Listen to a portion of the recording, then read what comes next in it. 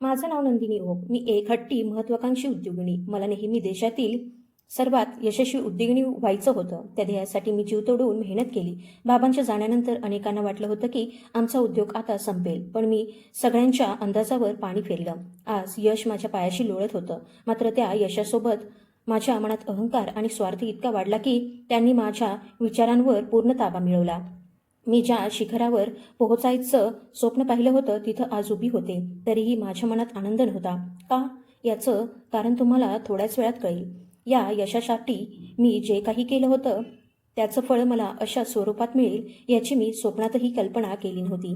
त्या मोठ्या शहरात बाहेर कडक उन्हामुळे माणसं होरपळत होती, तर दुसरीकडे श्रीमंत लोक थंडगार वातानुकूलित दालनात निवांत बसले होते. रस्त्यावरची गर्दी, वाहनांचा गोंगाट आणि सततचा गडबडाट या सगळ्यामुळे बाहेरचं जग आणखीच अस्वस्थ झालं होतं.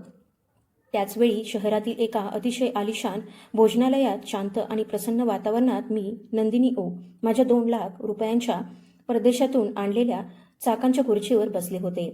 थंडगार हवा, मंद स्वरात वाजणारं सुरेल संगीत आणि सभोवतालचं शांत वातावरण मनाला निवांत करत होतं. बाहेरचं जग आणि आतलं जग यात जणू आभाळा एवढा फरक होता.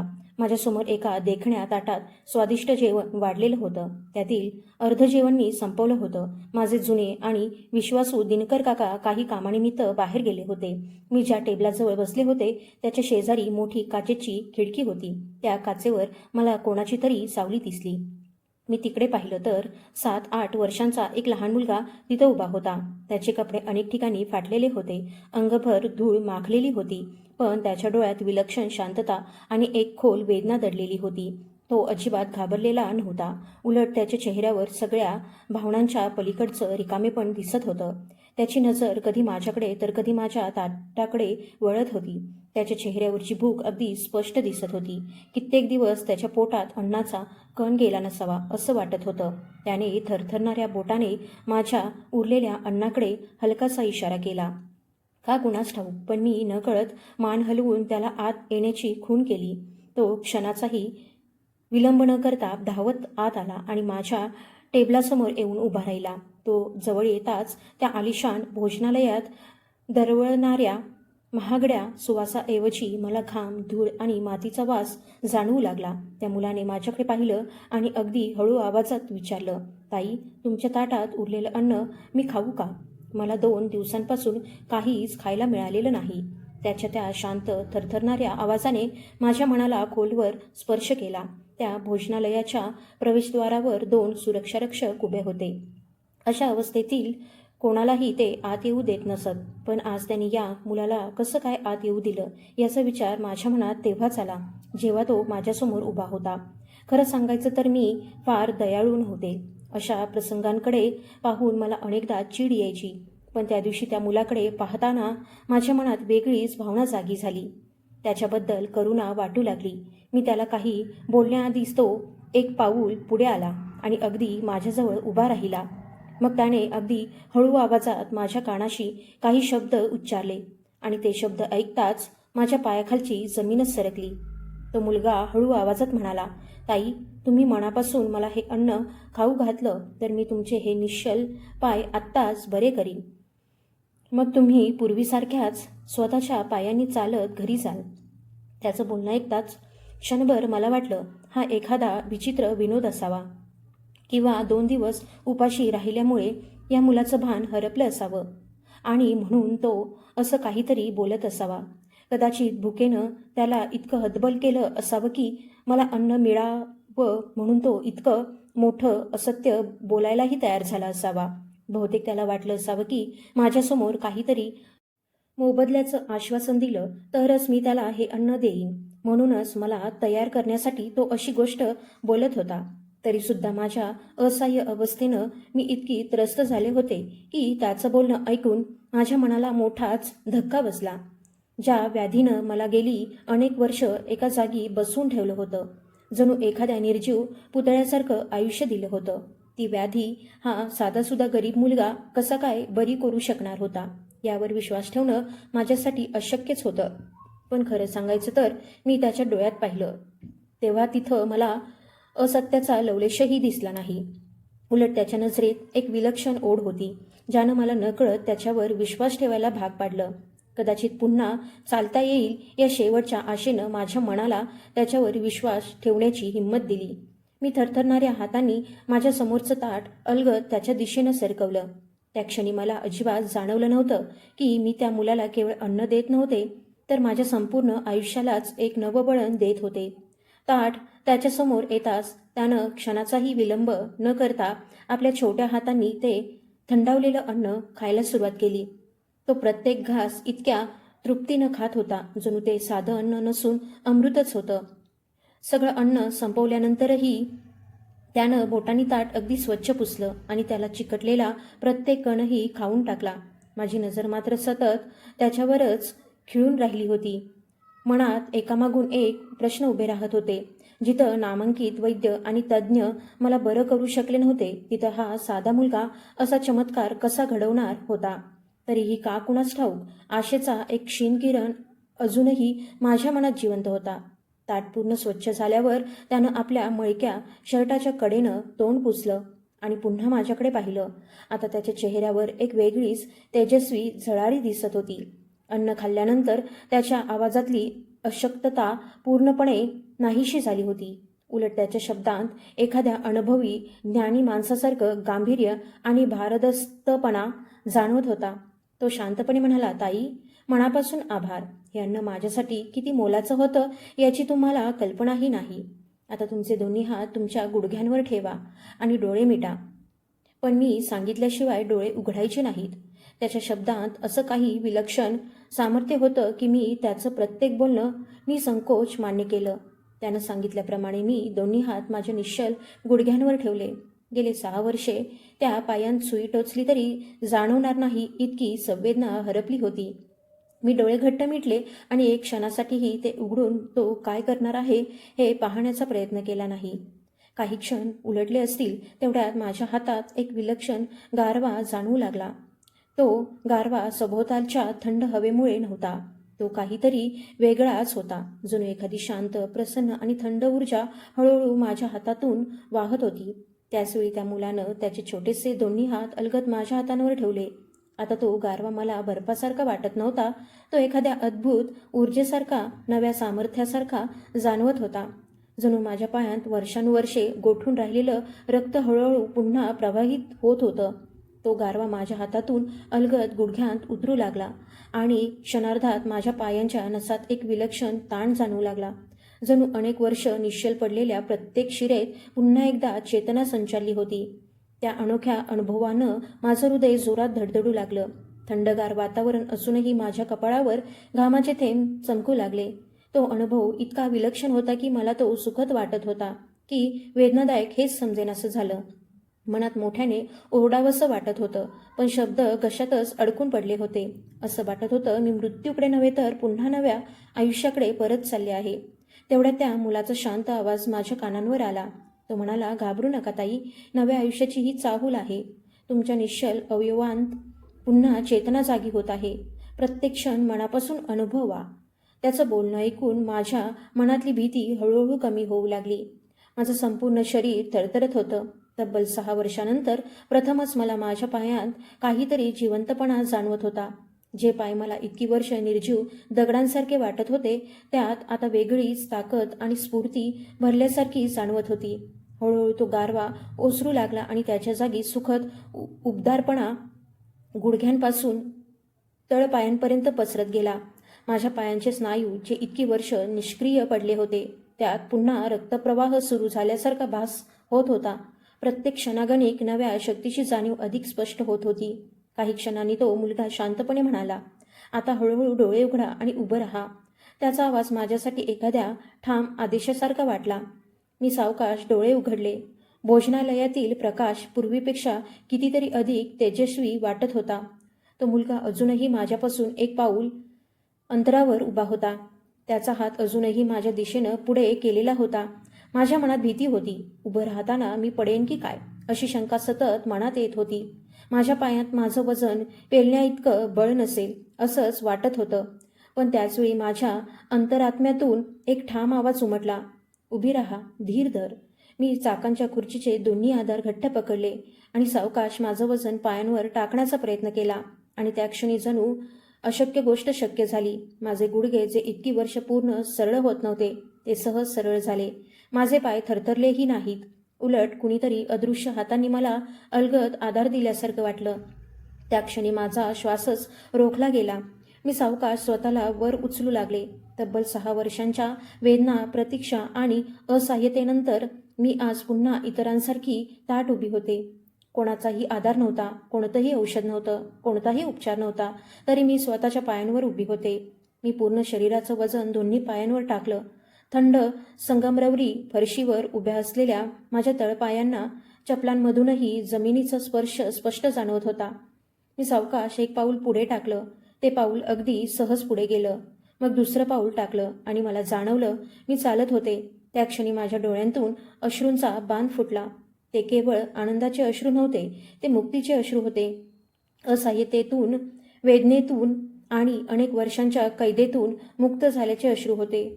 त्या क्षणी माझा अहंकार, माझी संपत्ती, माझं वैभव या सगळ्याची किंमत त्या छोट्याशा मुलासमोर क्षणात शून्य झाली होती. मी अश्रूंनी भरलेल्या डोळ्यांनी हात जोडले आणि थरथरत्या आवाजात विचारलं, बाळा, तू नेमका कोण आहेस? मला तू साधा मुलगा वाटत नाहीस. कृपा करून सांग, तू कोण आहेस? पण माझ्या त्या प्रश्नाचं त्यानं काहीच उत्तर दिलं नाही. क्षणातच त्या मुलाच्या ओठांवर अतिशय शांत, तेजस्वी आणि प्रसन्न हास्य उमटलं. तेवढ्यात मागच्या दरवाजातून माझे व्यवस्थापक दिनकर काकांचा आवाज आला. ते परत आले होते. त्यांनी मला स्वतःच्या पायांवर उभं पाहिलं आणि त्यांच्या हातातील भ्रमणध्वनी थेट खाली पडला. ते आश्चर्याने ओरडले, छोटी मालकीन, देवा, हे कसं शक्य आहे? छोटी मालकीन, तुम्ही उभ्या राहिलात? असं म्हणत ते घाईघाईनं माझ्याकडे धावत आले. त्यांना भीती वाटत होती की मी पुन्हा खाली पडेन. मी लगेच मोठ्याने म्हणाले, थांबा दिनकर काका, मला धरू नका. स्वतः बघा, मी चालू शकते. मी पूर्णपणे बरी झाले आहे. आनंदानं माझा आवाज थरथरत होता. मी एखाद्या निरागस लहान मुलीसारखी हसत त्या टेबलाभोवती फिरू लागले. भोजनालयातील इतर पाहुणे जे काही क्षणांपूर्वी आपल्या जेवणात मग्न होते, तेही माझ्याकडे वळून पाहू लागले. त्यांच्या चेहऱ्यावर आश्चर्य स्पष्ट दिसत होतं. माझ्या या वागण्याचं कारण त्यांना समजत नव्हतं. पण काही क्षणांनी त्यांची नजर माझ्या चाकांच्या खुर्चीकडे गेली आणि बहुधा त्यांनाही काय घडलं आहे याचा अंदाज आला. त्या सगळ्या गोंधळात अचानक माझ्या मनात आलं की त्या मुलासाठी मला काहीतरी करायलाच हवं. माझी संपत्ती, माझं वैभव, माझी सारी मालमत्ता त्यानं माझ्यावर केलेल्या उपकारांसमोर काहीच नव्हती. मनात एकामागून एक विचार येऊ लागले. त्याला काय द्यावं? माझा सर्वात मोठा बंगला त्याच्या नावावर करून द्यावा का? की त्याला भरपूर धन द्यावं? हा विचार मनात येताच मी लगेच माझ्या अंगरख्याच्या खिशातून धनादेश वही बाहेर काढली. पण धनादेश वही हातात घेऊन मी मागे वळले आणि क्षणात थिजून गेले. तिथं कोणीच नव्हतं. तो मुलगा अचानक अदृश्य झाला होता. टेबलावर फक्त माझं स्वच्छ चाटून रिकामं केलेलं ताट पडलेलं होतं. मी घाबरून मोठ्याने म्हणाले, अरे, तो मुलगा कुठे गेला? आत्ताच तर इथं उभा होता. मी दिनकर काकांकडे वळून विचारलं, ते मळके कपडे घातलेलं बाळ कुठे गेलं? मी घाबरून सगळीकडे नजर फिरवू लागले. मला अस्वस्थ झालेलं पाहताच दिनकर काका लगेच बाहेर धावत गेले. मी तातडीनं भोजनालयाच्या व्यवस्थापकाला बोलावलं. सुरक्षा रक्षकांनाही त्या मुलाचा शोध घ्यायला सांगितलं. पण जणू तो हवेत विरघळून गेला होता. मी सुरक्षा रक्षकांना विचारलं तर त्यांनी सांगितलं की मुख्य प्रवेशद्वारातून असा कोणताही मुलगा आत आलेला किंवा बाहेर गेलेला त्यांनी पाहिलेच नव्हता. हे ऐकून मी पूर्णपणे थक्क झाले. मी लगेच व्यवस्थापकाला सांगितलं आणि सर्व चित्रफिती तपासण्याची विनंती केली. मी आणि दिनकर काका तातडीनं नियंत्रण कक्षात पोहोचलो. तिथली चित्रफीत पाहताच माझ्या पायाखालची जमीनच सरकली. त्या दृश्यात मी टेबलाजवळ एकटीच बसलेली दिसत होते. माझ्यासमोर कोणीच नव्हतं. मी मात्र जणू कुणाशी तरी बोलत होते, पण तिथं प्रत्यक्षात कोणीही दिसत नव्हतं. माझं ताटही जणू रिकाम्या जागेसमोरच ठेवल्यासारखं दिसत होतं. त्या मुलाचा कुठेही मागमूस नव्हता. पुढच्या दृश्यात मी कोणाचाही आधार न घेता स्वतःच चाकांच्या खुर्चीतून उठताना दिसत होते. हे सगळं पाहून माझ्या अंगावर अक्षरशः काटा आला. तेवढ्यात का कुणास ठाऊक माझा हात आपोआप माझ्या अंगरख्याच्या खिशात गेला आत मला एखादी थंड वस्तू जाणवली. मी ती बाहेर काढून तळहातावर ठेवली. तो एक अतिशय जुनं गंजलेलं तांब्याचं नाणं होतं. मी ते बारकाईनं पाहिलं तर त्यावर एखाद्या प्राचीन लिपीत काहीतरी कोरलेलं होतं. ते नाणं अत्यंत जुनं वाटत होतं, पण त्यातून मोगऱ्याच्या फुलांचा दरवळणारा सुगंध येत होता. अगदी आमच्या घरच्या देवघरात दरवळतो तसाच. त्या नाण्याच्या मध्यभागी एक आकडा कोरलेला होता, तो म्हणजे 7. हे सगळं पाहून माझ्या अंगातून घामाच्या धारा वाहू लागल्या. कारण आता माझ्या मनात एक गोष्ट स्पष्ट झाली होती की घटना मुळीच साधी नव्हती. याचा अर्थ अगदी स्पष्ट होता. तो मुलगा साधासुद्धा उपाशी मुलगा नव्हता. तो नक्कीच एखादा देवदूत होता किंवा माझ्या कर्माचा हिशोब मांडण्यासाठी आलेला दैवी दूत. त्या नाण्यावर कोरलेला 7 हा आकडा जणू मला काहीतरी सांगण्याचा प्रयत्न करत होता. हा आकडा माझ्या आयुष्याशी जोडलेला आहे का? मला मिळालेल्या या नव्या आयुष्याची काही किंमत आहे का? आणि त्या किंमतीची जाणीव करून देण्यासाठीच हा आकडा माझ्यासमोर आला आहे का? माझी अजून काही देणी बाकी आहेत का? या सगळ्या प्रश्नांची उत्तरं शोधणं आता माझ्यासाठी अत्यावश्यक झालं होतं. मी लगेच दिनकर काकांना म्हणाले, गाडी तयार करा. आपण आत्ताच या शहरातील सर्वात जुन्या ग्रंथालयात जायचं. तिथं अनेक दुर्मिळ आणि प्राचीन ग्रंथ आहेत. कदाचित या नाण्याबद्दलची माहिती तिथंच मिळेल. माझ्या मनात सतत एकच जाणीव होत होती. माझी परीक्षा अजून संपलेली नव्हती. उलट आता माझ्या आयुष्याची खरी कसोटी सुरू झाली होती. दिनकर काकांनी लगेच वाहन चालकाला गाडी आणायला सांगितलं. प्रवासभर त्या मुलाचा निरागस, शांत आणि तेजस्वी चेहरा माझ्या डोळ्यांसमोरून हटत नव्हता. काही क्षणातच त्यानं माझ्या आयुष्याचा संपूर्ण प्रवास बदलून टाकला होता. शहरातील गजबजलेल्या रस्त्यांवरून मार्ग काढत आमची गाडी एका जुन्या भव्य इमारतीसमोर येऊन थांबली. ते या शहरातील सर्वात जुनं ग्रंथालय होतं. त्या प्राचीन भिंतीमध्ये कितीतरी रहस्य आजही दडलेली असल्याची जाणीव होत होती. कारण ते ग्रंथालय एका प्राचीन किल्ल्यात उभारलेलं होतं. मी आणि दिनकर काका आत गेलो. स्वागत कक्षात पोहोचल्यावर मी माझं काम स्पष्ट केलं. तिथल्या कर्मचाऱ्यानं शांतपणे सांगितलं, याबाबत तुम्हाला प्राध्यापक विश्वनाथ देशमुख मदत करू शकतील. तुमचं भाग्य चांगलं आहे, कारण ते सध्या इथंच आहेत. आम्ही तातडीनं त्यांच्याकडे गेलो. ते साधारण 80 वर्षांचे होते. संपूर्ण आयुष्य त्यांनी इतिहास, प्राचीन नाणी आणि गूढ चिन्हांचा अभ्यास करण्यात घालवलं होतं. त्यावेळी ते जाड भिंगाच्या चष्म्यातून एका जुन्या हस्तलिखिताचा अभ्यास करत बसले होते. आम्ही त्यांच्याजवळ पोहोचताच मी कोणतीही प्रस्तावना न करता माझ्या खिशातून ते गंजलेलं तांब्याचं नाणं काढलं आणि त्यांच्यासमोर ठेवलं. त्यांनी ते अलगद उचललं. तळ हातावर फिरवून प्रत्येक बाजू बारकाईनं पाहिली. काही क्षण ते नुकतंच त्याकडे एकटक पाहत राहिले. मग त्यांनी ते नाणं नाकाजवळ नेऊन हलकासा वास घेतला. त्यातून अजूनही मोगऱ्याचा मंद आणि प्रसन्न सुगंध दरवळत होता. पुढच्या क्षणी त्यांच्या हातांना थरथर सुरू झाली. कपाळावर घामाचे थेंब चमकू लागले. त्यांनी ते नाणं घाईघाईनं टेबलावर ठेवलं, जणू हातात निखारा धरला होता. घाबरलेल्या आवाजात ते म्हणाले, बाळा, हे तुला कुठं मिळालं?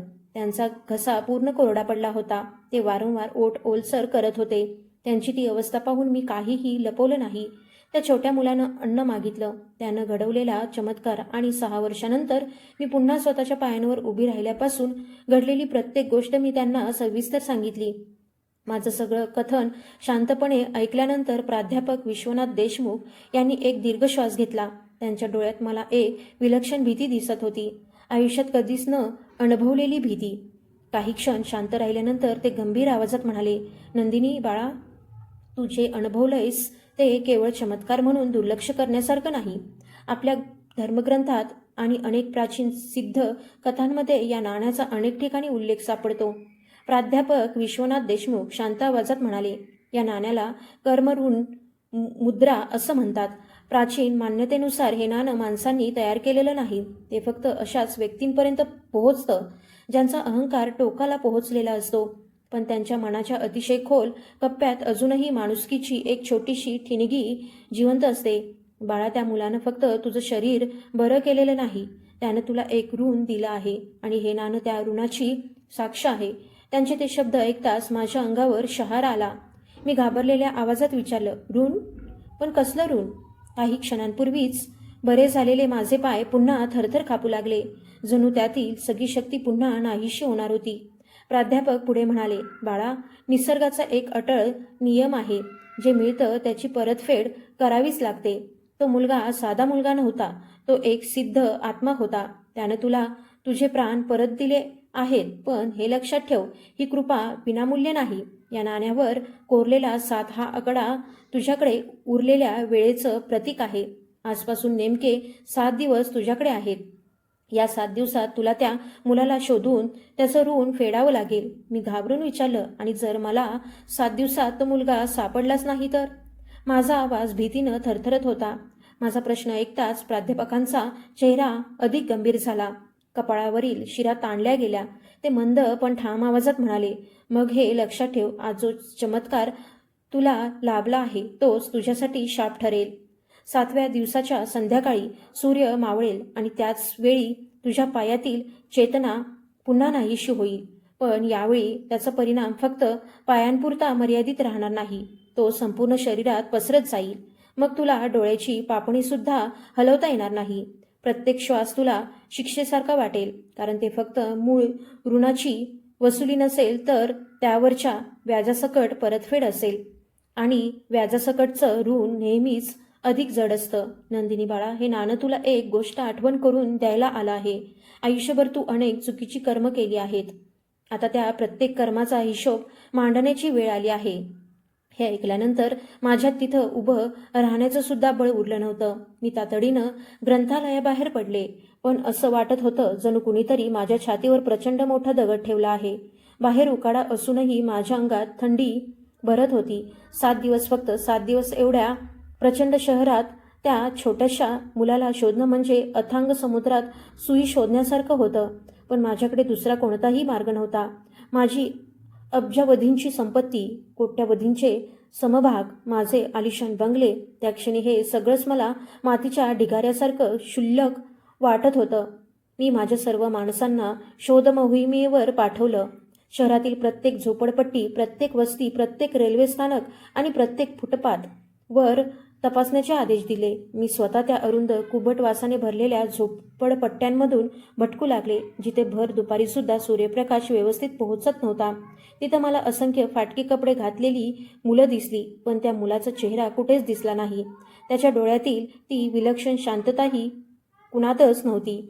त्याला शोधण्याच्या आशेनं मी अनेक भिकाऱ्यांना मदत केली, अनेक अनाथाश्रमात जाऊन देणग्याही दिल्या. कदाचित तो तिथं भेटेल अशी क्षीण आशा अजूनही मनात होती. पण हे सगळं करत करत 3 दिवस उलटून गेले तरी त्या गूढ मुलाचा कुठलाही मागमूस मला सापडला नव्हता.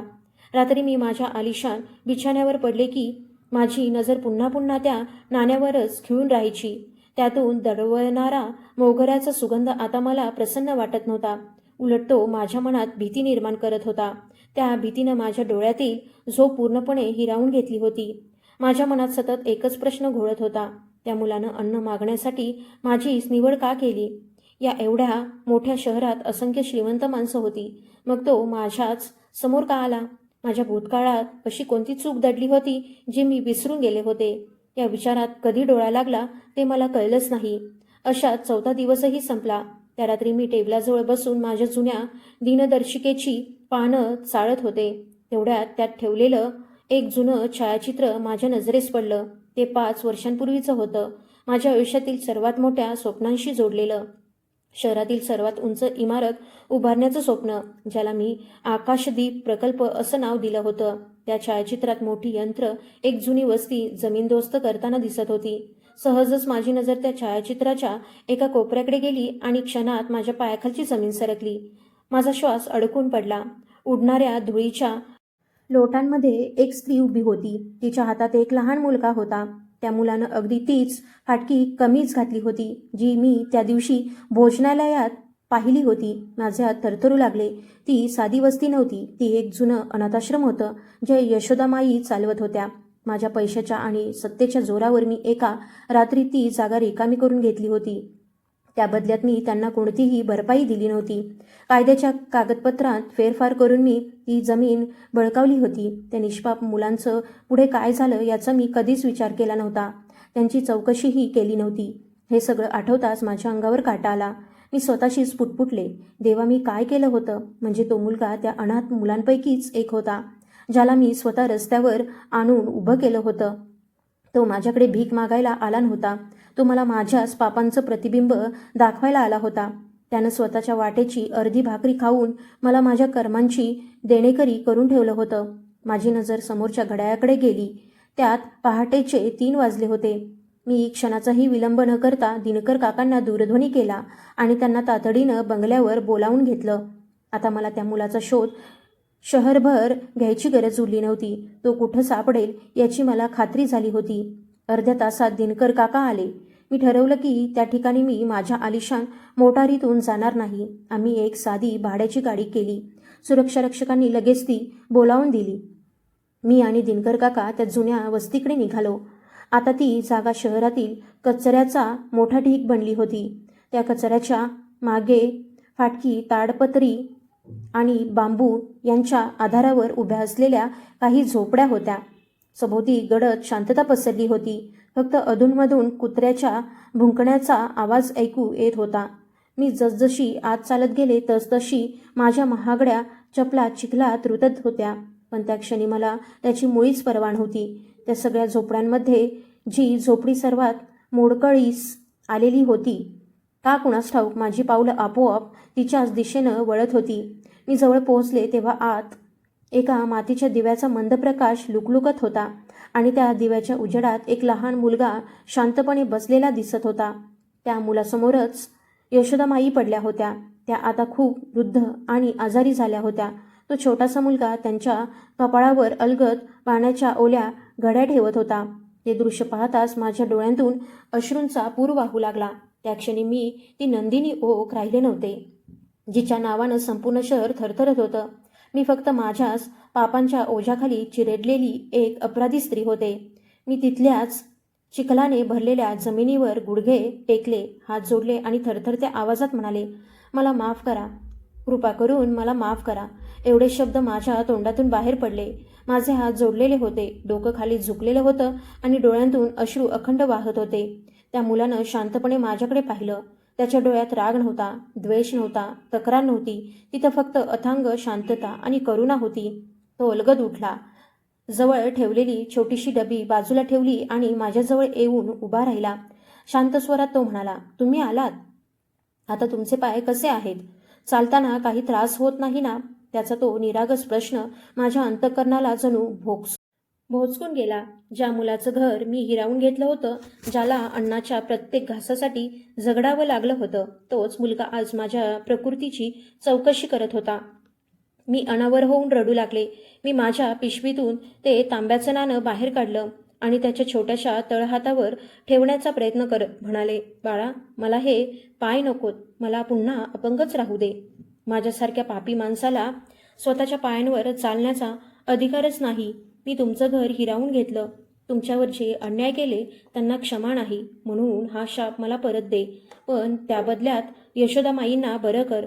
जर तू मला चालायला लावू शकतोस तर त्यांनाही नक्की बरं करू शकतोस. त्या अंधाऱ्या झोपडीत माझ्या रडण्याचा आवाज घुमत होता. मी जी या शहरातील सर्वात मोठी उद्योगिनी म्हणून ओळखली जायची, आज त्याच चिखलात गुडघे टेकून एका अपराध्यासारखी 7 वर्षांच्या मुलासमोर विनवणी करत होते. आता मला माझ्या पायांची अजिबात आस उरली नव्हती. यशोदा माईंची अवस्था पाहून माझा आत्मा सादरून गेला होता. ज्या स्त्रीनं स्वतःचं संपूर्ण आयुष्य अनाथ मुलांच्या संगोपनासाठी अर्पण केलं, तीच आज माझ्या कर्मांमुळे या कचऱ्याच्या ढिगाशेजारील झोपडीत जगत होती. मी ते नाणं पुन्हा त्याच्यासमोर धरत म्हणाले, घे बाळा, हे घे. हवं तर माझं सगळंच घे. माझी संपत्ती, माझी कीर्ती, माझे हे पाय, सगळं तुझंच. पण कृपा करून यशोदा माईंना वाचव. माझ्याकडून फार मोठं पाप घडलं आहे. तरीही त्या मुलानं माझ्या हातातून ते नाणं घेतलं नाही. उलट त्यानं त्याचे छोटेसे हात अलगद माझ्या थरथरणाऱ्या हातांवर ठेवले. त्याच्या त्या स्पर्शानं माझ्या मनातली सगळी भीती, सगळी घालमेल क्षणात विरून गेल्यासारखी वाटली.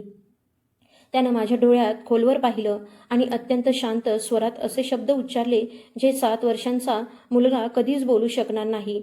तो म्हणाला, नंदिनीताई, तुम्हाला खरंच असं वाटतं का की कर्मांचा हिशोब पैशांसारखा करता येतो?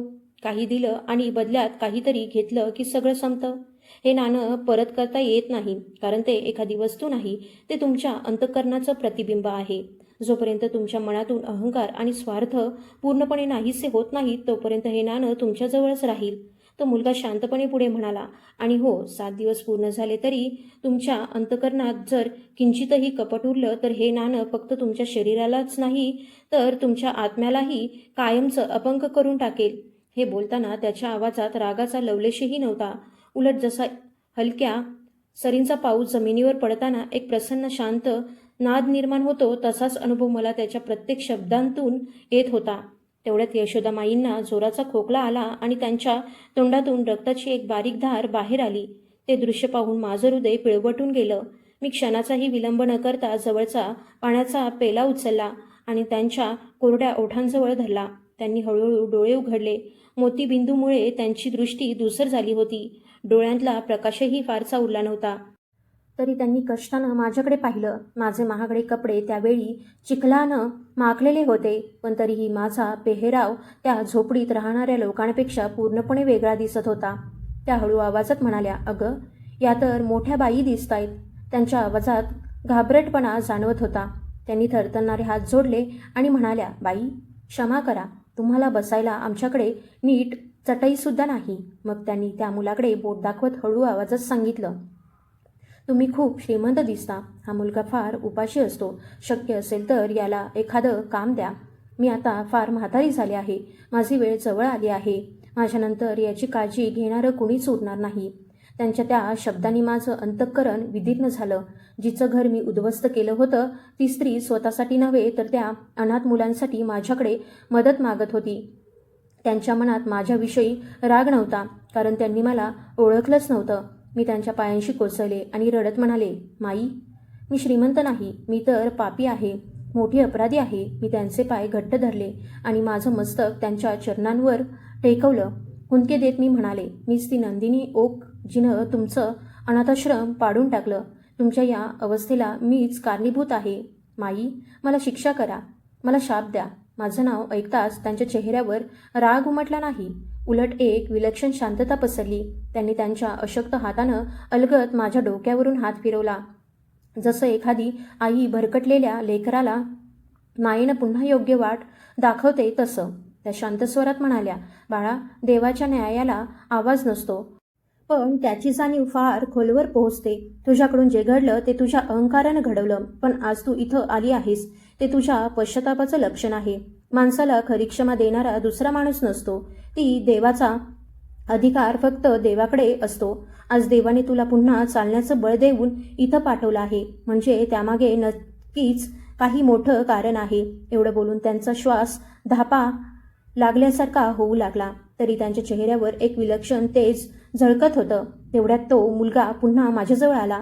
शांत नजरेनं माझ्याकडे पाहत तो म्हणाला, "नंदिनीताई, तुम्हाला माहीत आहे का, तुम्हाला तो पक्षाघात का झाला होता? तो एखादा अपघात नव्हता, तो देवाचा संदेश होता. तुमच्या सामर्थ्याच्या गर्वात तुम्ही असंख्य गरिबांच्या पायाखालची जमीन हिरावून घेतली होती, म्हणून देवानेही तुमच्या पायातील बळ काढून घेतलं. तो त्याचाच न्याय होता. पण ज्या दिवशी तुम्ही तुमच्या वाट्याचं अन्न मला दिलं, तेही मला न ओळखता कोणत्याही स्वार्थाशिवाय त्या एका क्षणाच्या निस्वार्थ दयेने तुमचा 6 वर्षांचा पक्षाघात संपवला. त्या मुलानं मला सांगितलं की त्याचं नाव माधव आहे. तो फक्त 1 दिवसांचा असताना यशोदामाईंना सापडला होता. कुणीतरी त्याला कचऱ्याच्या ढिगावर टाकून दिलं होतं. त्यावेळी तो कुत्र्याच्या गराड्यात पडला होता. अशा वेळी यशोदा माईंनीच त्याला त्या कुत्र्यांपासून वाचवलं, छातीशी कवटाळलं आणि स्वतःच्या लेकरासारखं वाढवलं. मी जेव्हा त्या अनाथाश्रमावर बुलडोझर चालवला तेव्हा कडाक्याची थंडी होती. त्या थंड रात्री उघड्या आकाशाखाली राहावं लागल्यामुळे अनेक मुलं आजारी पडली. काहींना शासकीय रुग्णालयात दाखल करण्यात आलं आणि नंतर त्यांना वेगवेगळ्या अनाथाश्रमात हलवण्यात आलं. पण माधवनं यशोदामाईंची साथ सोडली नाही. तो रस्त्यावर भीक मागून त्यांच्यासाठी औषधं आणायचा. त्या दिवशी भोजनालयातही तो स्वतःसाठी नव्हे तर यशोदामाईंच्या औषधांसाठी पैसे मागायला आला होता. पण भुकेनं त्याला अन्न मागण्यास भाग पाडलं होतं. हे सगळं ऐकून मला स्वतःचाच प्रचंड तिरस्कार वाटू लागला. मी या जगातली सर्वात नीच आणि निर्दयी व्यक्ती आहे असंच मला वाटू लागलं. माझ्या कोट्यवधींच्या संपत्तीचा उपयोग तरी काय? मी उभारलेल्या त्या उंचच उंच इमारतींचा अर्थ तरी काय, जर त्यांचा पाया निष्पाप मुलांच्या अश्रूंवर उभा असेल. मी डोळ्यातील अश्रू पुसले. त्या क्षणी माझ्या मनात एक प्रखर ज्वाला पेटली होती. ती माझा जुना अहंकार आणि स्वार्थ जाळून राग करत होती. मी यशोदामाईंचे हात माझ्या हातात घेतले आणि ठाम स्वरात म्हणाले, माई, मी शपथ घेते, तुमच्या प्रत्येक अश्रूंचा हिशोब मी चुकता करीन. तुमच्याकडून जे काही हिरावून घेतलं ते सगळं मी व्याजासकट परत देईन. हा फक्त शब्द नाही, एका लेकीनं तिच्या आईला दिलेलं वचन आहे. माझं बोलणं ऐकताच माधव हलकसं हसला. त्या छोट्याशा दिव्याच्या मंद प्रकाशातही त्याचा चेहरा विलक्षण तेजस्वी दिसत होता. तो शांतपणे म्हणाला, नंदिनी ताई, वचन देणं खूप सोपं असतं, पण ते पाळणं म्हणजे प्रचंड कठीण वाट पार करण्यासारखं असतं. उद्या पहाट होताच तुमच्या शापाचा 5वा दिवस सुरू होईल. आता तुमच्याकडे फक्त 3 दिवस उरले आहेत. हे लक्षात ठेवा. तुमच्या पापांनी उभारलेला हा महाल पाडायचा असेल तर तुम्हालाच तुमचे जुने नियम मोडावे लागतील. तुमच्याच माणसांविरुद्ध उभं राहावं लागेल. 7व्या दिवसाचा सूर्य मावळण्यापूर्वी या सर्व बेघर लोकांना त्यांचा हक्क परत मिळाला नाही तर हा चमत्कार संपेल आणि तुम्ही पुन्हा त्या चाकांच्या खुर्चीवर परत जाल, यावेळी कायमच्या. माधवचं बोलणं संपताच माझ्या दोन्ही गुडघ्यात असह्य वेदनेची लाट उसळली. जणू कुणीतरी मोठ्या ताकदीनं हातोड्यानं माझ्या पायांवर घाव घालत होतं. वेदनेनं माझ्या तोंडातून कणण्याचा आवाज बाहेर पडला. ती वेदना मला एकच गोष्ट पुन्हा पुन्हा जाणवून देत होती. माझ्याकडचा वेळ अतिशय वेगाने संपत चालला होता. माझं शरीर अजूनही त्या 7 दिवसांच्या कर्मऋणांवर उभं होतं. मी माधवकडे पाहिलं. त्याच्या डोळ्यात आता आधीची कोमलता नव्हती. तिथं कठोर इशारा स्पष्ट दिसत होता. मग मी दिनकर काकांकडे पाहिलं. ते दारात उभे राहून डोळे पुसत होते. मी वेदना सहन करत स्वतःला सावरलं आणि ठाम आवाजात म्हणाले, दिनकर काका, पहाट होता शहरातील सर्वोत्तम वैद्यकीय तज्ज्ञांची संपूर्ण टीम इथं घेऊन या. यशोदामाईंचा उपचार तातडीनं सुरू झाला पाहिजे आणि माझ्या विधी सल्लागारांनाही लगेच कळवा. आकाशदीप प्रकल्प मी आत्ताच थांबवत आहे. त्यासाठी मला माझी संपूर्ण कंपनी विकावी लागली तरी मी मागे हटणार नाही. बाहेर पहाटेची पहिली किरणं उमटू लागली होती. संपूर्ण शहर हळूहळू जागं होत होतं. पण माझ्यासाठी ती साधी पहाट नव्हती. मला असं जाणवत होतं की आता मी आयुष्यातल्या सर्वात मोठ्या लढाईसाठी रणांगणात उतरणार होते. आता माझ्यासमोर माझे स्वतःचे भागीदार आणि मी स्वतः उभारलेलं ते मोहाचं जाळं उभं राहणार होतं, जे आज मला माझ्याच हातांनी उद्ध्वस्त करायचं होतं. माझ्या पायातील वेदना क्षणोक्षणी वाढत होत्या. प्रत्येक पावलागणिक असं वाटत होतं जणू मी दगदगत्या निखाऱ्यांवरून चालत आहे. 7व्या दिवसाची संध्याकाळ आता फार दूर उरली नव्हती. सकाळचे साधारण 10 वाजले होते. सूर्य आकाशात तळपत होता. कॉर्पोरेट हाऊसच्या 60व्या मजल्यावर मी उभी होते. ती शहरातील सर्वात उंच इमारतींपैकी एक होती. तिथून खाली पाहिलं की माणसं नव्हे तर जणू मुंग्याच फिरताना दिसत होत्या. याच काचेच्या महालात बसून मी तो आदेश दिला होता, ज्यामुळे हजारो आयुष्य उद्ध्वस्त झाली होती. पण आज त्याच इमारतीत पाऊल ठेवताना माझ्या प्रत्येक श्वासाची मला लाज वाटत होती. पायातील वेदना आता आणखी तीव्र झाल्या होत्या. प्रत्येक पाऊल टाकताना जणू कुणीतरी माझ्या हाडांवर धारदार घाव घालत आहे असं जाणवत होतं. माधवनं दिलेला इशारा हळूहळू खरा ठरत होता. माझ्याकडचा वेळ संपत चालला होता. तरीही मी मुद्दाम चाकांच्या खुर्चीचा आधार घेतला नाही. त्या वेदनांनी भरलेल्या पायांनीच मला त्या सभागृहापर्यंत चालत जायचं होतं. मी परिषद कक्षात प्रवेश करताच क्षणात शांतता पसरली. माझ्या अंगावर अजूनही काल रात्रीचा चिखल होता. कपडेही त्यानं माखलेले होते. त्या झोपडीचा वास संपूर्ण दालनात पसरला आणि माझ्या कपाळावर घामाचे थेंब चमकू लागले. सभोवताली बसलेले कंपनीचे मोठे भागीदार, विधी सल्लागार आणि शहरातील नामांकित बांधकाम व्यावसायिक माझ्याकडे अवाक होऊन पाहत राहिले. 6 वर्षानंतर त्यांनी मला स्वतःच्या पायांवर चालताना पाहिलं होतं आणि तेही अशा अवस्थेत. जगन्नाथ राऊत जागेवरून उठत म्हणाले, नंदिनी, तू चालते आहेस आणि ही तुझी काय अवस्था झाली आहे? पण त्यांच्या प्रश्नांचं उत्तर देण्याइतकाही माझ्याकडे वेळ नव्हता. मी कोणाकडेही न पाहता थेट मोठ्या टेबलाच्या टोकाला असलेल्या माझ्या आसनावर जाऊन बसले. बसताच माझ्या पायात असह्य वेदनेची लाट उसळली. क्षणभर डोळ्यांसमोर अंधार दाटून आला. मी टेबलाचा कडा घट्ट पकडला. त्याचवेळी माझ्या अंगरख्याच्या खिशातलं ते नाणं जणू निखाऱ्यासारखं तापलेलं जाणवलं. आता एक क्षणही वाया घालवण्याची मुभा माझ्याकडे नव्हती. मी स्वतःला सावरलं आणि ठाम आवाजात म्हणाले, जगन्नाथ राऊत आणि इथं उपस्थित असलेल्या सर्व मान्यवर, आजची ही बैठक आकाशदीप प्रकल्पाबाबत आहे. माझं बोलणं ऐकताच विधी सल्लागारांच्या चेहऱ्यावर समाधान उमटलं. त्यापैकी एकानं लगेच कागदपत्र उघडली आणि म्हणाला, मॅडम, सगळी तयारी पूर्ण आहे. फक्त तुमच्या स्वाक्षरीची आवश्यकता आहे. उद्यापासून त्या वस्तीचा उरलेला भागही पूर्णपणे हटवला जाईल आणि तिथं राहणाऱ्या सर्वांना बाहेर काढलं जाईल. बाहेर काढलं जाईल हा शब्द कानावर पडताच माझ्या तोंडून एक कडवट हास्य उमटलं. मी शांत पण धारदार आवाजात म्हणाले, खरंच आपण त्यांना बाहेर काढणार? तुम्हाला काय वाटतं, ती माणसं नाहीत का? तो काही कचरा नाही की हवा तसा हटवून टाकायचा?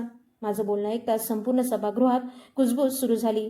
जगन्नाथ राऊत यांनी चष्मा नीट करत आश्चर्याने विचारलं, नंदिनी, तुला नेमकं काय झालं आहे? तू अशा गोष्टी का बोलते आहेस? तुला कल्पना आहे का? हा प्रकल्प 12,000 कोटी रुपयांचा आहे. शहरातील श्रीमंतांनी तिथल्या घरांसाठी आधीच मोठ्या प्रमाणावर आगाऊ रक्कम भरली आहे. मी त्यांच्या डोळ्यात पाहत खोल श्वास घेतला आणि शांतपणे म्हणाले, हो, श्रीमंतांना राहण्यासाठी आणखी कितीतरी महाल मिळतील. पण ज्यांच्याकडे फक्त फाटकी झोपडी आहे त्यांचं काय? काही क्षण मी शांत राहिले. मग अत्यंत ठाम आवाजात म्हणाले, जगन्नाथ काका, आकाशदीप प्रकल्प मी या क्षणी रद्द करत आहे.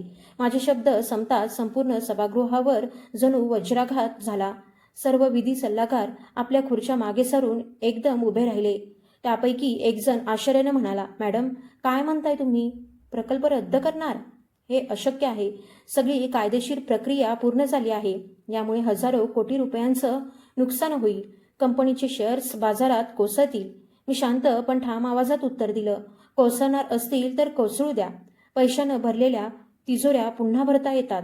पण माणसाचं अंतःकरण रिकामं झालं तर तो जगातला सर्वात गरीब माणूस ठरतो.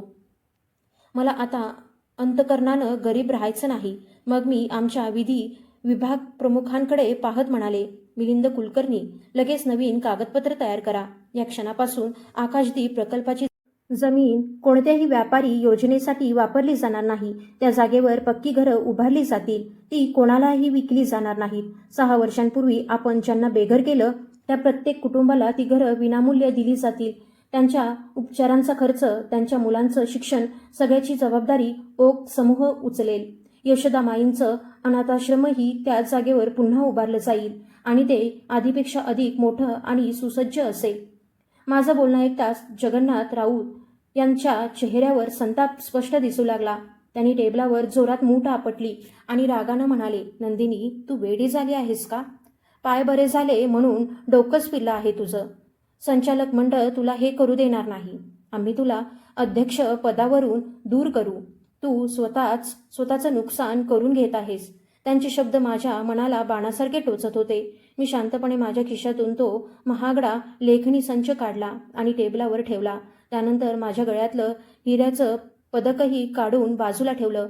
मी त्यांच्याकडे पाहत शांत स्वरात म्हणाले, जगन्नाथ काका, स्वतःच्या पायांवर घाव मी आज नाही तर 6 वर्षांपूर्वीच घातला होता. आज मी त्या जखमांवर फुंकर घालत आहे.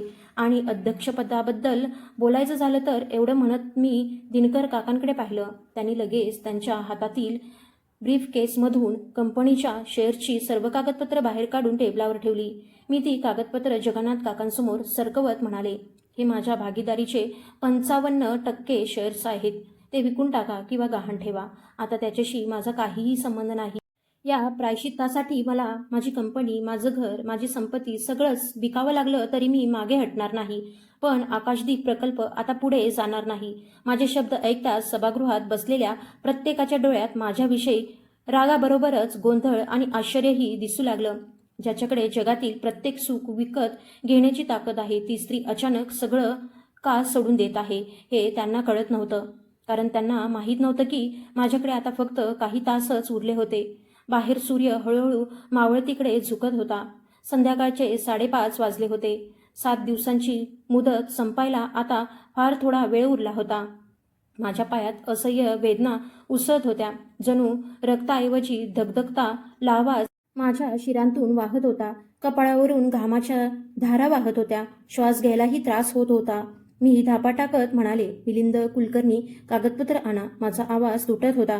माझी अवस्था पाहून विधी सल्लागारही घाबरले. त्यांनी घाईघाईनं जमिनीच्या हस्तांतरणाची सर्व कागदपत्र तयार केली. माझे हात इतके थरथरत होते की मला नीट लेखणीही धरता येत नव्हती. डोळ्यांसमोर धुसर अंधार दाटत होता. पुन्हा पुन्हा माझ्यासमोर माधवचा चेहरा तरळत होता आणि त्याचबरोबर यशोदामाईंचा आजारानं क्रूज झालेला फिकट चेहराही माझ्या नजरेसमोर उभा राहत होता. नंदिनीताई, वचन पाळणं म्हणजे दगदगत्या अग्नीच्या प्रवाहातून चालत जाण्यासारखं असतं. माधवचे ते शब्द माझ्या कानात सतत घुमत होते. मी माझ्या डाव्या हातानं उजवा हात घट्ट पकडला.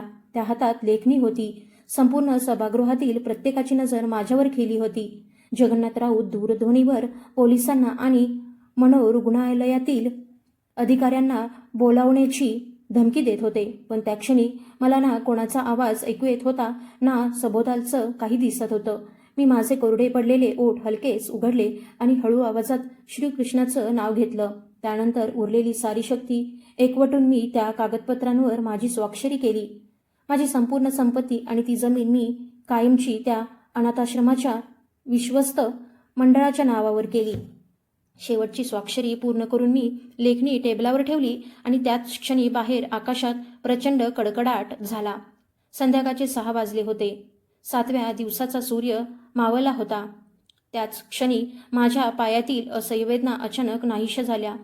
पण फक्त वेदनाच गेल्या नाहीत, त्याच्यासोबत माझ्या पायातील सगळी शक्तीही नाहीशी झाली. जणू कुणीतरी माझ्या शरीराचाच प्राणश्वीच बंद केला होता. मी खुर्चीतून थेट जमिनीवर कोसळले. नंदिनी, नंदिनी. दिनकर काका, जे माझ्या खुर्चीमागे उभे होते, धावत माझ्याजवळ आले. त्यांनी मला वारंवार हलवण्याचा प्रयत्न केला, पण माझं शरीर हलत नव्हतं. मीही स्वतःला उभं करण्याचा प्रयत्न केला, पण निष्फळ ठरला. माझ्या बोटात पुन्हा 6 वर्षांपूर्वीसारखाच बधीरपणा परत आला होता. पक्षाघातानं पुन्हा माझ्या शरीरावर ताबा मिळवला होता. सभागृहातील सगळे माझ्या भोवती गोळा झाले. जगन्नाथ काका मात्र माझी खिल्ली उडवत हसू लागले. ते म्हणाले, पाहिलंत ना, मी आधीच सांगितलं होतं, नंदिनीचं सर्वस्व उद्ध्वस्त होणार. बघा, ती पुन्हा अपंग झाली. संपत्तीही गेली आणि पायांचं बळही गेलं. मी मात्र तशी जमिनीवर पडून छताकडे पाहत मंद हसत होते. डोळ्यांतून अश्रू वाहत होते, पण चेहऱ्यावर विलक्षण समाधान होतं. आयुष्यात प्रथमच मला अशी शांतता लाभली होती, जी कोट्यावधी रुपये कमावूनही कधी मिळाली नव्हती. माझं शरीर पुन्हा अपंग झालं होतं, पण माझा आत्मा मात्र प्रथमच पूर्णपणे मुक्त झाला होता. माझ्या मनावरील पक्षाघात कायमचा दूर झाला होता. मी माझं कर्मऋण फेडलं होतं. माझ्या अंगरख्याच्या खिशातलं ते तांब्याचं नाणं अजूनही तिथंच होतं, पण आता त्याची उष्णता पूर्णपणे नाहीशी झाली होती. संपूर्ण सभागृहात एकच गोंधळ उडाला होता. इतक्यात दार जोरात उघडलं आणि माझी वैयक्तिक सचिव धावत आत आली. धापा टाकत ती म्हणाली, मॅडम, चमत्कार झाला आहे. आत्ताच रुग्णालयातून दूरध्वनी आला. यशोदामाईंना वैद्यांनी मृत घोषित केलं होतं, पण त्यांचा श्वास पुन्हा सुरू झाला आहे. त्या पूर्ण शुद्धीवर आल्या आहेत. तिचे शब्द ऐकताच संपूर्ण सभागृहात स्तब्ध शांतता पसरली. प्रत्येकजण अवाक झाला. दिनकर काकांनी रडत रडत माझं डोकं त्यांच्या मांडीवर घेतलं. ते हुंदके देत म्हणाले, छोटी मालकीन, तुम्ही तर सगळंच गमावलं. मी हलकेच त्यांचा हात हातात घेत म्हणाले, नाही काका, आजच तर मला सगळं मिळालं आहे. मी एका आईचा जीव वाचवला, एका लेकराचं भविष्य वाचवलं. हे पाय आता माझ्यासाठी महत्त्वाचे नव्हते, पण याच पायांनी मला देवाच्या खऱ्या कृपेपर्यंत पोहोचण्याचा मार्ग दाखवला. तुम्हा सगळ्यांना कदाचित वाटत असेल की इथंच या कथेचा शेवट झाला, पण तसं नव्हतं. 7 दिवसांचं कर्मऋण संपलं होतं, मात्र माझ्या आयुष्यातील खरी सुरुवात आता होणार होती. पण त्या तांब्याच्या नाण्याचं शेवटचं रहस्य अजूनही उलगडलं नव्हतं. माधव नेमका कोण होता आणि त्या नाण्याचं पुढे काय झालं? असं म्हणतात की काळ कधीच कुणासाठी थांबत नाही. पाहता पाहता 6 महिने सरून गेले. शहर तसंच होतं. त्याची धावपळ, गती आणि गजबज तशी सुरू होती, पण माझं आयुष्य मात्र पूर्णपणे बदललं होतं. खरं तर पहिल्यांदाच माझ्या आयुष्याला योग्य दिशा मिळाली होती. आता मी कोणत्याही उंच इमारतीतील थंडगार दालनात राहत नव्हते.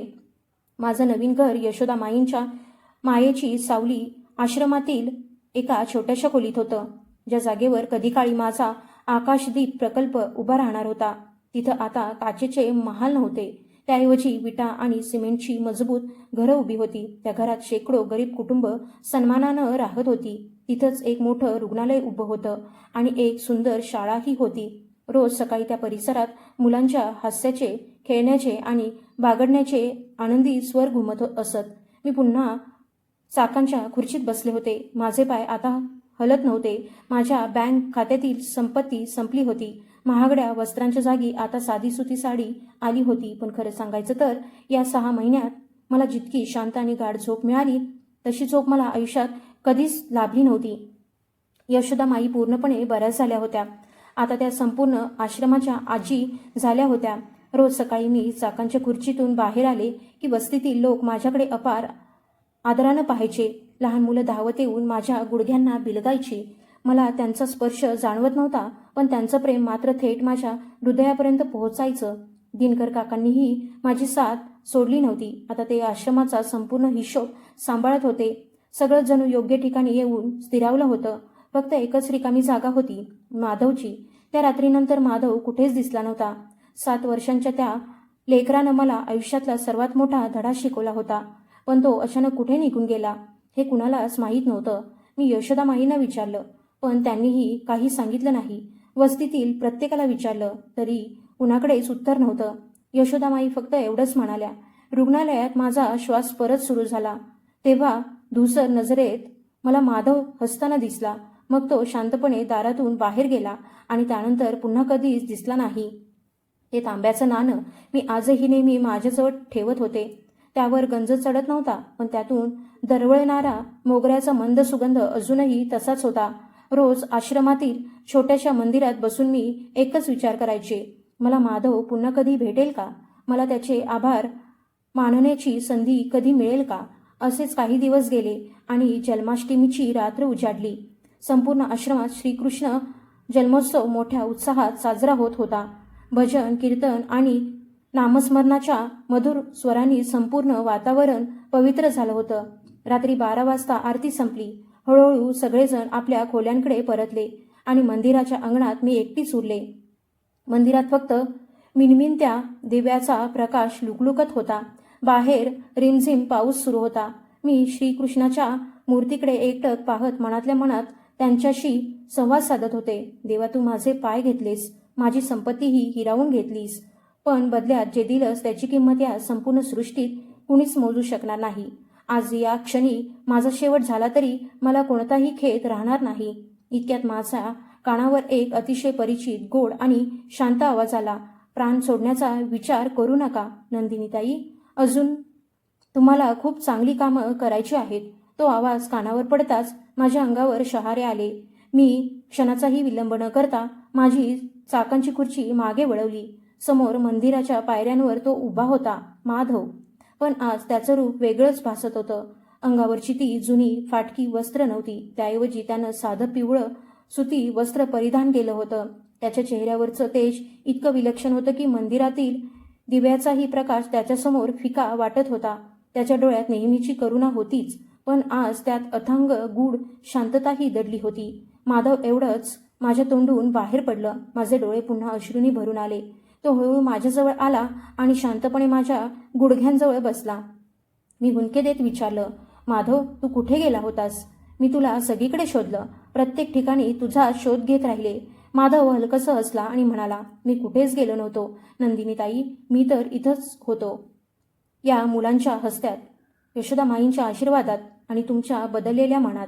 मी फक्त तुमच्याकडे पाहत होतो. मी थरथरणाऱ्या हातांनी माझ्या खिशातून ते तांब्याचं नाणं बाहेर काढलं आणि त्याच्यासमोर धरत म्हणाले, माधव, ही ठेव तुझीच आहे.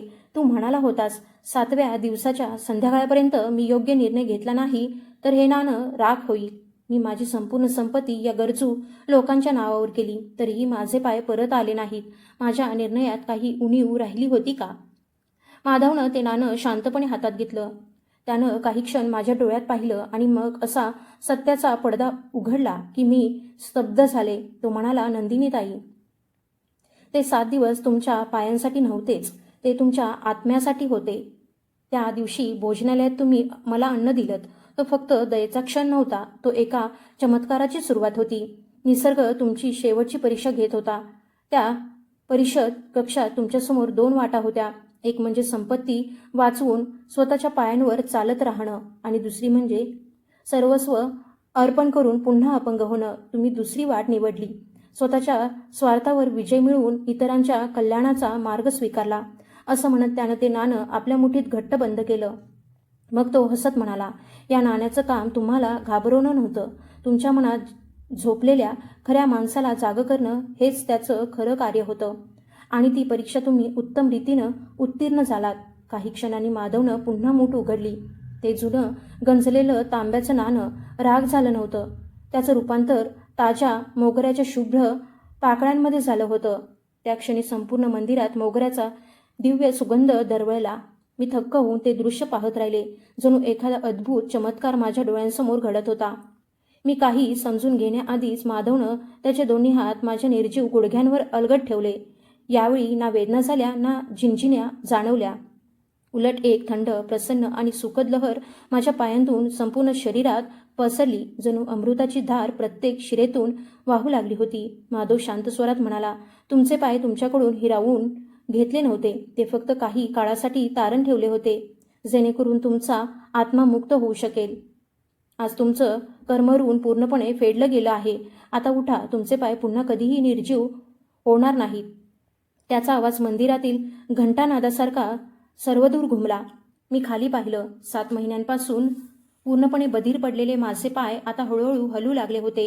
मी चाकांच्या खुर्चीचे दांडे हलकेच पकडले आणि कोणताही विशेष प्रयत्न न करता सावकाश उभी राहिले. मी उभी होते. अगदी ताठ, स्थिर आणि आत्मविश्वासानं उभी होते. ते पाहताच आनंदानं माझे डोळे भरून आले. मी माधवला मिठी मारण्यासाठी हात पुढे केला. माधव, तू साधा माणूस नाहीस. तू साक्षात देव आहेस. पण मी पुढे सरकताच माधव हळूहळू मागे जाऊ लागला. तो मंदिराच्या गाभाऱ्याकडे श्रीकृष्णाच्या मूर्तीच्या दिशेनं चालू लागला. त्याच्या चेहऱ्यावरचं तेजस्वी हास्य आणखी खुललं. तो शांत स्वरात म्हणाला, मी फक्त एक निमित्त आहे. नंदिनीताई, खरा चमत्कार तुमच्याच अंतःकरणात घडला आहे. हे नेहमी लक्षात ठेवा. माणसाचे पाय त्याला एका ठिकाणाहून दुसऱ्या ठिकाणी घेऊन जातात, पण त्याची शुद्ध भावना त्याला जमिनीवरून उचलून थेट देवाच्या चरणांपर्यंत पोहोचवते. म्हणून चालत राहा, कधीही थांबू नका. एवढं बोलून तो गाभाऱ्यातील प्रकाशात हळूहळू विलीन झाला. क्षणात तिथं कुणीच उरलं नाही. फक्त श्रीकृष्णाच्या मूर्तीवरचं मोहक हास्य तसंच होतं आणि माझ्या पायांजवळ मोगऱ्याच्या शुभ्र पाकळ्या विखुरलेल्या होत्या. मी तिथंच देवाच्या चरणी मस्तक टेकवलं आणि मन मोकळं करून रडू लागले. तो माझ्या आयुष्यातला सर्वात सुंदर आणि पवित्र क्षण होता. दुसऱ्या दिवशी सकाळी यशोदा माई आणि दिनकर काकांनी मला स्वतःच्या पायांवर चालताना पाहिलं. तेव्हा संपूर्ण आश्रम आनंदानं दुमदुमून गेला. कुणाचाही स्वतःच्या डोळ्यांवर विश्वास बसत नव्हता. ज्याबद्दल वैद्यशास्त्रानं आशाच सोडली होती ते पुन्हा एकदा कसं घडलं. वैद्यांनी माझी सविस्तर तपासणी केली. माझे पाय पूर्णपणे निरोगी झाले होते. त्यांच्या मते तो वैद्यकीय क्षेत्रातील विलक्षण चमत्कार होता. पण मला ठाऊक होतं तो वैद्यशास्त्राचा नव्हे तर कर्माच्या न्यायाचा चमत्कार होता. माझी कहाणी तिथं संपली नाही. त्या दिवसानंतर मी पुन्हा कधीच मागे वळून पाहिलं नाही. जुन्या आयुष्यात परत जाण्याचा विचारही माझ्या मनात आला नाही. जी नंदिनी कधी काळी पैशासाठी माणसांवर अन्याय करायची, तीच आता पैशांशिवायही जगातील सर्वात श्रीमंत स्त्री झाली होती. कारण माझ्याकडे समाधान होतं, माणुसकी होती आणि अंतःकरणाची शांती होती. मी माझं उरलेलं संपूर्ण आयुष्य त्या अनाथाश्रमासाठी आणि तिथल्या प्रत्येक माणसासाठी अर्पण केलं. माझे जुने महागडे कपडे मी फेकून दिले नाहीत. ती चाकांची खुर्चीही मी माझ्या खोलीच्या एका कोपऱ्यात जपून ठेवली, जेणेकरून मला दररोज आठवण राहावी की अहंकाराचा शेवट नेहमी पतनातच होतो. आजही कधी संध्याकाळी त्या भोजनालयाजवळून माझा मार्ग जातो, जिथून माझ्या आयुष्याची खरी सुरुवात झाली होती. मी तिथं थांबत नाही. फक्त हलकंसं असते आणि पुढे निघून जाते. कारण मला आता समजलं आहे की आयुष्यातला खरा आनंद महागड्या भोजनात नसतो, तर एखाद्या उपाशी माणसाच्या चेहऱ्यावर आपल्या हातून उमटलेल्या हास्यात असतो. लोक म्हणतात कलियुगात देव पृथ्वीवर येत नाही, पण माझा अनुभव वेगळाच आहे. देव नक्की येतो. कधी एखाद्या वृद्ध आईच्या आशीर्वादाच्या रूपानं, तर कधी एखाद्या 7 वर्षांच्या अनाथ मुलाच्या रूपानं. तो आपल्याकडे फार मोठी मागणी करत नाही. कधी फक्त एका घासाची तर कधी थोड्याशा मायेची अपेक्षा करत असतो. फरक इतकाच असतो की आपण आपल्या स्वार्थात, अहंकारात आणि धावपळीत इतके आंधळे होतो की त्याला ओळखू शकत नाही. म्हणून पुढच्या वेळी तुमच्यासमोर एखादा गरजू माणूस उभा राहिला तर त्याच्याकडे दुर्लक्ष करण्याआधी एकदा त्याच्या डोळ्यात नक्की पहा. कदाचित तुमच्या आयुष्यातील खरी मुक्ती, खरं समाधान आणि देवाचा आशीर्वाद याचं भेटीत दडलेला असेल. खरी माणुसकी, मनापासून केलेला पश्चाताप आणि निस्वार्थ कर्म माणसाचं नशीबच नव्हे तर त्याचा आत्माही बदलू शकतात. कारण देव बहुतेक वेळा चमत्कार करून नव्हे तर आपल्या कर्मांच्या माध्यमातूनच न्याय देत असतो. ही कथा पूर्णपणे काल्पनिक असून केवळ मनोरंजन, प्रेरणा आणि नैतिक मूल्यांचा संदेश देण्यासाठी लिहिलेली आहे. या कथेतील सर्व पात्र, घटना आणि संवाद काल्पनिक आहेत. कोणत्याही व्यक्ती, स्थळ, संस्था किंवा प्रत्यक्ष घडलेल्या घटनेशी आढळणारं साम्य हा निव्वळ योगायोग समजावा. या कथेमागचा उद्देश कोणाच्याही धार्मिक, सामाजिक किंवा वैयक्तिक भावना दुखवण्याचा नाही. मित्रांनो, ही कथा तुम्हाला आवडली असेल तर तुमचं मत नक्की लिहा. ही कथा जास्तीत जास्त वाचकांपर्यंत पोहोचवण्यासाठी ती इतरांपर्यंतही जरूर पोहोचवा. धन्यवाद.